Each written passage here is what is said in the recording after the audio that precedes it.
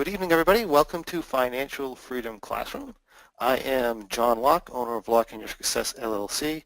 We do stock options training for coaches in education. I'm also a master practitioner of neurolinguistic programming and a strategic intervention coach. We're here with my wife, Sherry, who has managed many successful businesses in the education, automotive, real estate, computer consulting, and coaching worlds. We're also active real estate investors. We've done spec home building, rehabs, rentals, things like that, and we provide loans and guidance to small businesses. Just before we get going, we just want to let you know that the information in the presentation is for informational purposes only. We're not accountants or broker-dealers or anything, attorneys or anything like that, and any information here should be taken as opinions only and verified with the proper professional. For now, I am going to introduce my wife, Sherry. Hello. Good evening, everybody. We're thrilled tonight to have 1031 information and also a little bit about REITs too with Scott Saunders from Asset Preservation.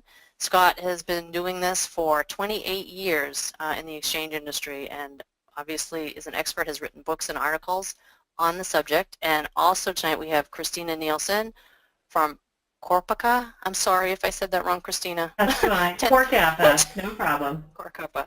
1031 Advisors, and she's here as well, and she can talk a little bit more about REITs, 1031 exchanges, and REITs as well. So we are fortunate to have both these two here tonight. So thank you guys for joining us. Great to be with you. Great. And I'm just going to jump right into the slideshow because I know we have a ton of information here for you guys, so we'll have at it. Great. So you put up pull up the first slide, and this is Scott, obviously, and Christine is going to be talking a little bit later about a very specialized product. It's one of the most rapidly growing niches in the 1031 world. We're covering a lot of information, so as the slides come up, we're going to talk about, first of all, selling appreciated properties. So you'll see that on the second slide that will be coming up. There are a number of different tax code provisions to sell property and have some tax advantages. The first one is what you'll see on there on the next slide that's being pulled up is a 1031 exchange. That's the focus of what we're talking about today. And we're going to cover a lot of information in a very short time period related to exchanges. So that deals with property held for investment or used in a trade or business. A couple other provisions. IRC Section 1033 comes into play with what's known as an involuntary conversion. So sometimes that's when maybe a government entity is going to take some property.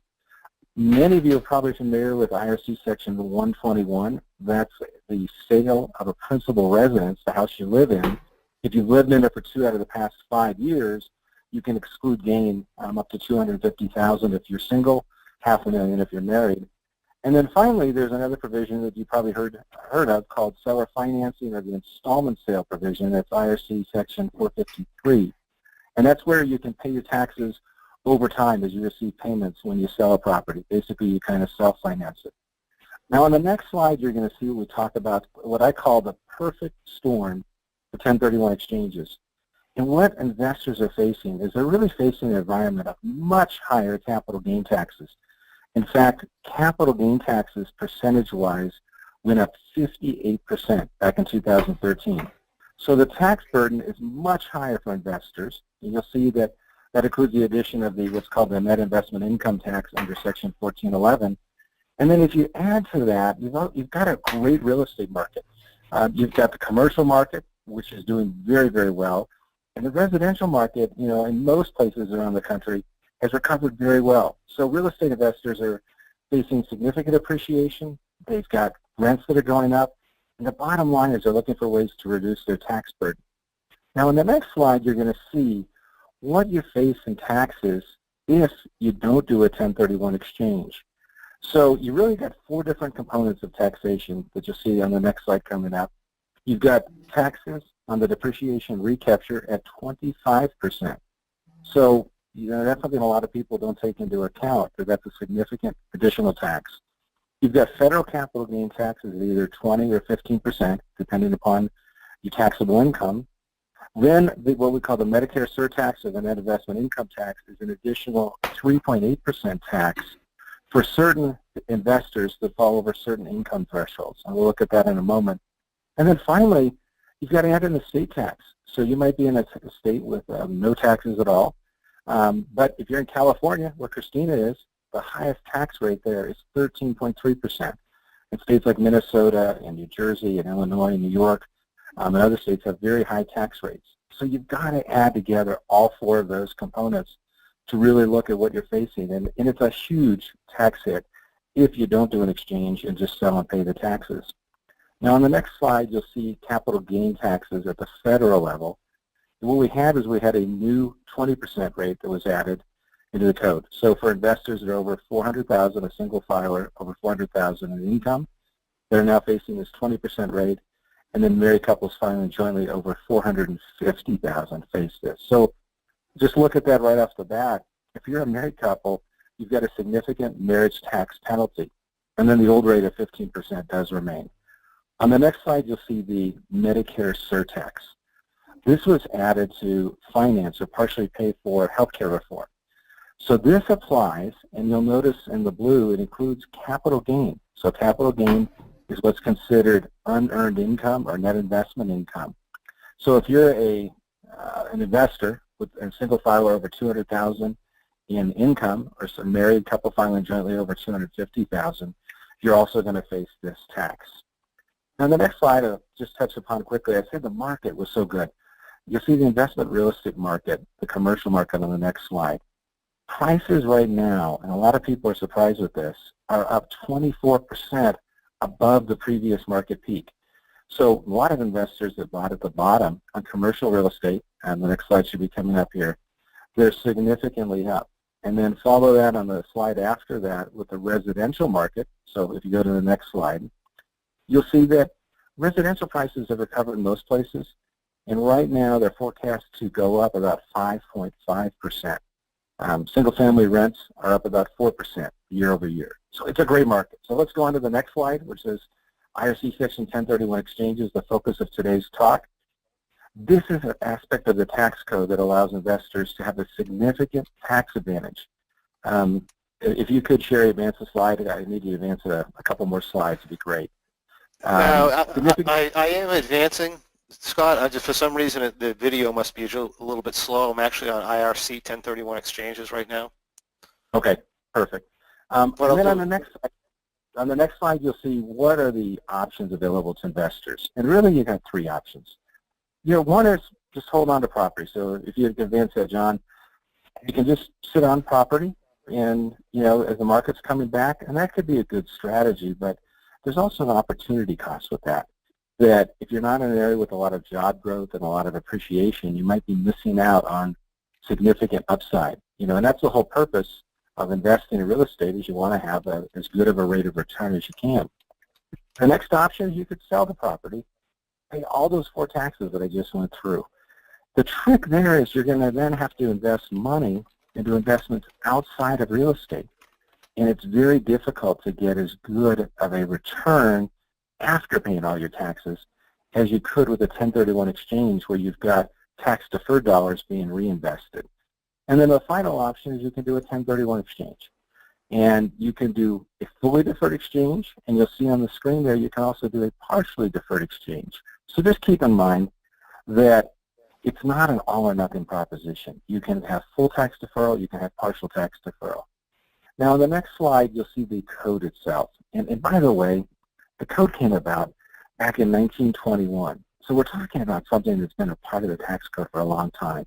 And the code simply says this, as the slide comes up: no gain or loss shall be recognized on the exchange of property held for productive use in a trade or business, or for investment if such property is exchanged solely for property of like kind, which is to be held either for productive use in a trade or business or for investment. So this is called a non-recognition. It's not a tax-free exchange. It's tax-deferred. And we'll start looking at it in a moment. What is like-kind property? You're going to see it's very, very broad. And that's where Christina is going to come in and talk about what are known as Delaware statutory trusts, and you know, some really interesting options available for investors that really solve a lot of needs in the marketplace. Now, on the next slide, you'll see some exceptions. The first one is stock and trade or other property held primarily for sale. We call that dealer property. And then the fourth one down is an interest in a partnership. So any entity can do an exchange. A partnership can, an LLC, an S Corp, a C Corp, an individual, a trust. But a partnership interest is considered personal property, even though the partnership owns real property. So you can't do an exchange into or out of a partnership interest. And one thing I want to touch upon that's similar, and we get a lot of questions on, which is, can you do a 1031 exchange into a REIT? A REIT is a real estate investment trust. So John, if you could advance to the next slide. The answer is no, you can't. A REIT, at the entity level, the REIT owns real estate. But a share in a REIT is considered personal property. Very similar analysis to a partnership or LLC type holding. So in terms of understanding REITs, and we just wanted to touch upon that because you can own real estate directly by owning a single-family rental or commercial property. When you own a REIT share, the REIT owns a very diverse portfolio of properties, and they might be in certain asset classes. It could be office, industrial, self-storage, a lot of different types. But you get the benefit of owning real estate by owning shares in a REIT, and you've got the potential for not only cash flow with that, but also appreciation with those being managed. There are publicly traded REITs are probably the bulk of the marketplace, but there are also things that are known as non-traded REITs out there, a private or non-traded REIT that you can go into. So there are a number of different ways to get in and participate with investment real estate. One is through direct ownership, another way through fractional ownership like a DST, and a REIT is another opportunity that's available to you. Now on the next slide, you're going to see something called like-kind property. And like-kind property is just simply any real property held for productive use in the trade or business or for investment exchanged for any other property held the same way. And John, you're going to have to click along here. There's some images that should be advancing in. So you'll see on the screen, like-kind property could be commercial property, it could be residential, it could even be a vacation home that's held for investment purposes. It could be bare land. A lot of different types of things could be like-kind property. So if you look on the next slide that comes up, the property that is excluded would be the house you live in, your primary residence, or property that's being held for sale purposes or for resale, considered dealer property. Other than that, when you're dealing with real estate, like-kind property is very, very broad. Any property you hold for investment purposes or in your business can be exchanged for any other property held the same way. And John, if you could advance the slide, that'd be great. Personal property, and I won't go into much detail, can also be exchanged, so you can have collectible artwork. You can have all sorts of different types of things, collectible cars, a lot of different types of personal property assets. Things are a little bit more restrictive. And with that, John, if you'd advance the next slide, I'd like to turn this over to Christina, who's going to talk to you about Delaware Statutory Trust.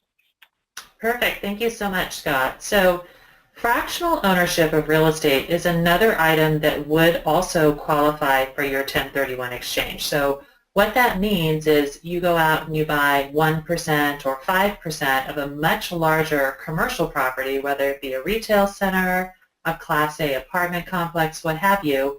You're buying a percentage of it because the 1031 law doesn't limit you in terms of number of properties. It's really about timing and dollar amounts. So we'll talk a little bit more about how this works within the tax code. When you go into these fractional ownership deals, there are many benefits and there's also some risks to consider. But we have a perfect storm, especially here in California, where you have aging baby boomers with a lot of property and a lot of equity in those properties, and they're tired of ownership and they don't want to pay the 40 to 50% tax that they would have to pay if they sold the property, but they're also very interested in simplifying their lifestyle. So they go into the fractional deals because they want to diversify, they want to be in multiple asset classes, perhaps they have a lot of property on Balboa Island in Southern California, they want to be diversified in different cities and different states. So there's a lot of reasons that people go into these. Also, they're completely passive in terms of ownership. You will never get a call about the sink or something stocked up, so it's perfectly passive, which they like. And then typically, depends on what they were getting, we may be able to increase the cash flow that they received when they were managing the property themselves. But there also are some risks you have to consider, and that really goes along the lines of typical real estate risk. Delaware Statutory Trust is one structure, or a DST, but real estate risk exists for that as well. Then also you have illiquidity while the property is held. There's a lack of control in the structure, and we'll go into that a little bit more. And then there's fees to consider. So with all things that have benefits, you have to consider the risk and determine if it's right for you. So this whole industry really exploded starting back in 2002 when we received the Revenue Procedure 2002-22, in which the IRS gave us guidelines on how to structure doing these types of fractional investments. Now, since 2008, the real premier way to own fractional is Delaware Statutory Trust. That one got a revenue ruling, which is slightly stronger IRS guidance, called 2004-86, and that gives us the guidance on how to structure Delaware statutory trusts so that they are likely to qualify for 1031 exchange replacement property. You can go to the ADISA website, you can go to my website, the contact information is on there, and learn a lot about them. There are similarities and differences between the DSTs and the TICs. On the TIC, you could only have 35 investors. You took actual deeded interest to the property. You had voting rights. There were some differences in that, but very few companies are structuring TICs anymore. They're mostly doing the DSTs, Delaware Statutory Trusts. And in these, you really are giving control to the sponsor to make any leasing decisions, sales decisions, things like that. So you want to make sure the sponsors you work with are the very best in the marketplace, that they have a long-term track record, that they take care of investors, communicate, and they have a history of returning all the money back, giving profits and giving cash flow along the way. Of course, that's not guaranteed, and past performance is never a guarantee of future performance, but looking to the sponsor and their long-term history is as critical as looking at the real estate when you're dealing in the Delaware Statutory Trust space. So it's very important to look at that. The other thing is you're really relying on that sponsor to make good decisions for you in the property. So people like to be in these because it is perfectly passive. It's a very easy ownership structure, and it's really the best of both worlds in the sense you're deferring all your taxes, right? You're not having to pay those capital gains and all the other taxes that Scott spoke about, but you're also getting out of property management and you're diversifying. So you can see why there's a lot of interest in this particular space. A couple of caveats, though. You must be an accredited investor in order to get into these DSTs, meaning your net worth is typically $1 million or greater aside from your personal residence equity. So not everybody qualifies. Some people put cash directly into the DSTs. They start off with cash, not 1031 exchange funds, but then when that property sells, they have the opportunity to 1031 exchange any gain they've made over that 5 to 10 year hold period. So some people come in, and quite frankly, it's about 85–90% come in with exchange funds, but there are some people that start out with cash.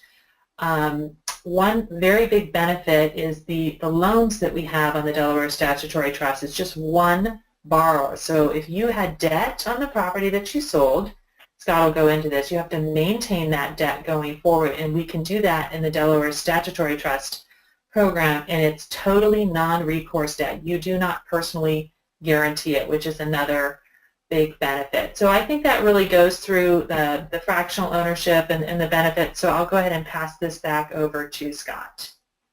Thank you, Christina. And by the way, at the end, you're going to have Christina's contact information.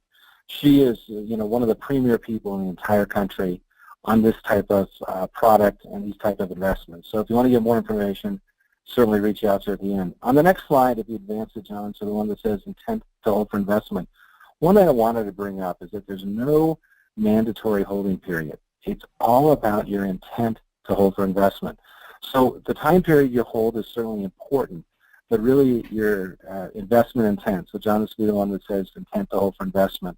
That's the key issue, and most CPAs and attorneys would recommend maybe holding for 1 or 2 years in an ideal world, but you really have to kind of look at the intent of the investor. Now, the next slide after this is called the exchange equation, and this is what Christina was getting at. If you want full tax deferral, you really need to do 2 things. And so on the next slide called the exchange equation, you need to reinvest all net exchange proceeds. So that's after closing costs, real estate commissions, all of those things. And then 2, acquire property with the same or a greater amount of debt. So if you do those 2 things, you have what's called a fully deferred exchange. To the extent You put money, you pull money out. That's called cash boot. That's money you pull out cash. Another type of boot is called mortgage boot or debt relief, and that's if you go down in debt. Those are taxable to the extent that you have capital gain. So if you look at an example on the screen here, sell a property for $900,000, debt is $300,000, closing cost of $60,000, leaving net equity of $540,000. And then, John, if you'd advance it, we'll come up on what we call the replacement property you go into. $1.2 million is the value. The debt goes from $300,000 to $660,000, and all net equity is reinvested. So if you advance that one more time, John, you'll see that there in this one, there is no boot at all. This is a fully deferred exchange on the screen. Now, on the next slide, John, you'll see one that is the same sales price, but the investor goes in and buys the property for $700,000. So their debt goes from $300,000 to $260,000. So there's $40,000 of mortgage boot. Their net equity, they received $540,000 net equity. They only reinvested $440,000, so there's $100,000 of mortgage boot. I'm sorry, cash boot. Add those two together, there's $140,000 of boot in this example. So you certainly want to talk to your CPA. Some investors might have carry forward losses that they can use to offset boot. Now on the next slide, you'll see what we call the delayed exchange. And this is the process. At the top is the taxpayer. They're going to sell a property, get it under contract. Prior to closing, they're going to contact what's called a qualified intermediary, sometimes referred to as a QI or facilitator. We, through an assignment of the contract, we step into the shoes and we sell the property to the buyer, receive the money. Then they look for property they want to buy. That contract, get it under contract, that's assigned to the qualified intermediary. The intermediary now steps into the shoes as a buyer and purchases the property. And if you look at the slide, you'll see that the title goes directly from the investor at the top to the buyer and from the seller to the investor. So the intermediary really sells what we call the relinquished property. The intermediary buys the replacement property. Now, there's some timeline at the bottom. Day zero starts, and John, go to advance to the next slide, time requirements. Day zero starts when the property closes, and the taxpayer has 45 calendar days to identify property. So that's what's called the identification period. And this timeline is really set in stone. You've got till midnight of the 45th day to identify. And then the total time period is what's called the 180-day exchange period. The taxpayer has a maximum of 180 calendar days to close on property that they've identified. And as you'll see, a little caveat, it's 180 days or the date the taxpayer must file its tax return for the year of the transfer of the relinquished property, whichever is earlier. So you'll hear these referred to as the 45 and 180-day rules. On the next slide, you'll see the identification rules. There are numerous ways to do this. You can use what's called the 3-property rule, identify up to 3 properties of any fair market value. So that's one option. You can take advantage of what's called the 200% rule, where you can identify an unlimited number of properties, but no more than 200% of the value of what was sold. So if I sell for $1 million, I can identify as many as I want under the 200% rule, as long as I don't go over $2 million in value. And then finally, there's one called the 95% rule, which says the taxpayer identifies more than 3 properties and over 200% in value. They then must close on 95% of the value of all properties identified. So that one's, it's been used. I've actually done it personally, but it's probably the rarest. The 3-property rule is a good approach. And by the way, just something that Christina didn't touch upon, but a lot of times people might identify a DST property as maybe their 3rd option. Maybe they're not sure if they're going to like the property as they do due diligence, and it gives them a backup option in their exchange, because a lot of times these sponsors own the asset and they can carve out a slice of it for the investors. So that's another area where the DSTs are really attractive and really help make exchanges a little bit easier. Now on the next slide, you'll see something called parking arrangements. So we talked about this. These are called the delayed exchange process. So you sell, you have up to 45 calendar days to identify replacement property, plus another 135 days for a total of 180 to close on that in a delayed exchange. Under the next slide you see come up, there's some other options that are out there. They're called parking arrangements because the qualified intermediary, or actually a an affiliate owned by the intermediary is parked on title. So a very popular one is what's called a reverse exchange. A reverse exchange is used when you want to buy the replacement property before you sell the relinquished property. So you've got maybe it's a market where it's a seller's market, or maybe the investor really wants that property, and they've got to close on it before they close on the sale. So it's really in reverse order. You buy the replacement property and then have 180 days to sell the relinquished property. The improvement exchange is one where you could build a brand new property from the ground up. You can make refurbishments to an existing property. And then another option is what's called the reverse improvement exchange. This is where you buy the new property first, start making improvements to it before you sell the relinquished property within 180 days. So I just wanted to touch upon some other strategies. These are considerably more complex and more costly, but there are a number of options. You can do a simultaneous exchange. You could do a delayed exchange, which is probably what 97% of the transactions are. You can do a reverse exchange, an improvement exchange, or a reverse improvement.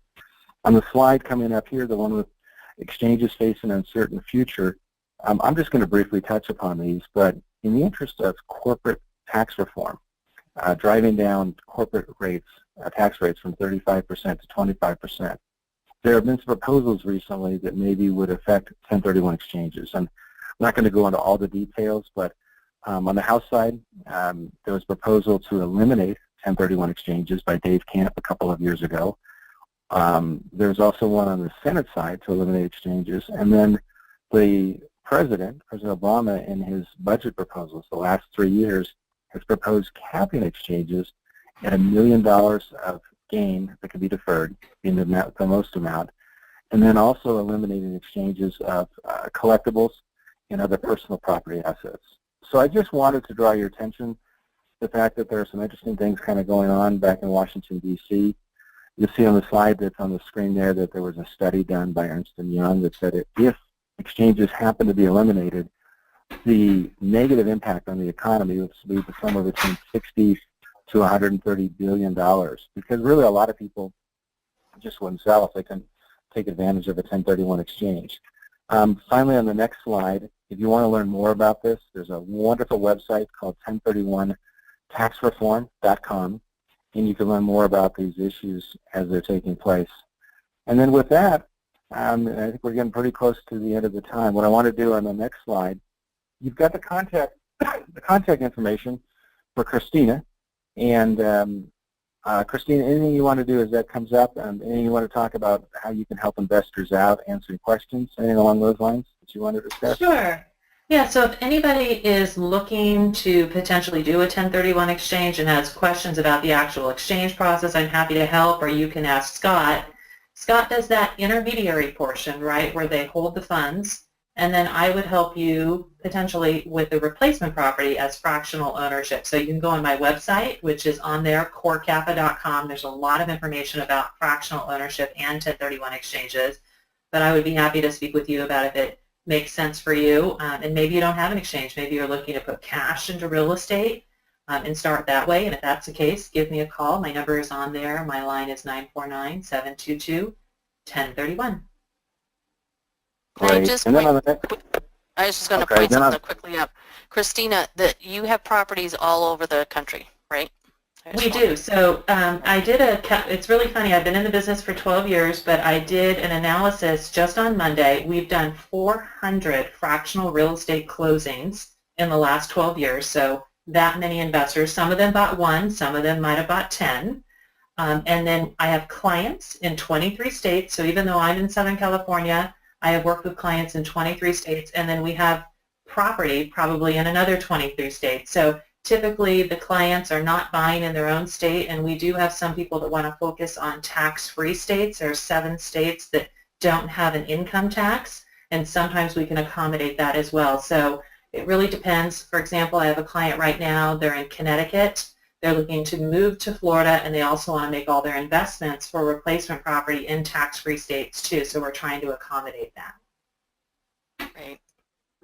Excellent. And then on the very last slide, you've got questions. You've got the contact information for asset preservation. Our website is APIexchange.com, and our toll-free number is 800-282-1031. As an intermediary, we can't give tax or legal advice, but we can help talk about your situation, walk you through the rules and the regulations. We've got a lot of materials. So, our job is to kind of guide you through the exchange. A lot of times people have never done an exchange. We try and make you aware of the 45 days, provide forms to identify property on, really kind of hold your hand through the whole process. So that's, even though we hold the money and prepare the exchange documents, really our greater role is to kind of walk you through the process. We realize a lot of investors have never been to an exchange. And to kind of wrap up, I just want to leave with you the fact that exchanges are becoming so popular because it's a great way to reinvest your money into better performing properties without paying any capital gain taxes at all. So it really gives investors a much better rate of return.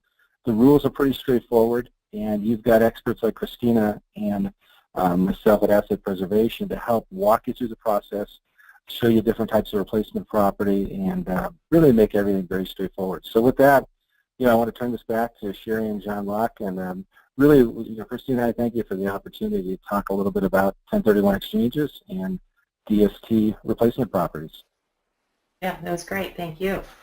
Fantastic. Thank you very much. We would certainly want to encourage anybody who's interested in that to contact Scott or Christina on that information, because they are the experts in that arena. I think it's pretty exciting, though, to keep more of what you've earned for a longer period of time so that you can earn more. Right. Yeah, the tax savings are incredible. It's truly, especially for the high tax states like Hawaii, Connecticut, California. I mean, you're talking 40 to 50% of what you've made over the years can go to government authorities. So definitely plan ahead, contact your tax advisors, call Scott, get your ducks in a row so you can defer and not pay this tax. And then the other thing we didn't say, there's also this element of the step-up basis. So we're talking about tax deferral, but, if you pass away, in your 80s and 90s, your children may receive the properties at the stepped-up basis in value, and there may never be tax due. It's a very powerful wealth-building strategy. Excellent. Well, we greatly appreciate your time, you guys taking the time to present this to us, and we will certainly have this recording up for others to enjoy as well. Fantastic. Thank you very much. Thanks. Have a good night. Bye-bye. We're just gonna wrap up with our last slides here. So there's Scott and Christina again, and so we thank them. So you can join us at our blog and on Facebook, and also you can send in any financial questions to Sherry at Financial Freedom Classroom, and we will certainly answer all of those. So if you feel this information would be important to some of the people in your life, please share that with them. And so next time, John, you want to go ahead, you speak it. Okay, we're going to have Dave Thomas here, who is one of my mentors for Rapid Options Learning. He's going to show you a little bit about how to trade market-neutral strategies. And if you're not familiar with options, he has a very rapid way to get somebody who knows virtually nothing about options to get them up to speed. So Dave's a specialist at that, and he'll be here next month. That's awesome. I can't wait. I had a session with Dave, and I'm going to get that recorded and up on YouTube also. But it was great. It helped me a ton to understand more and really just quickly get up to speed a little bit on how it works. So I am excited for that. Yep, so it's going to be great. Something you should definitely tune in for. Great. Well, we appreciate everybody's time. Yeah, we appreciate your time, and thank you, and we wish you a good night. We'll see you next month.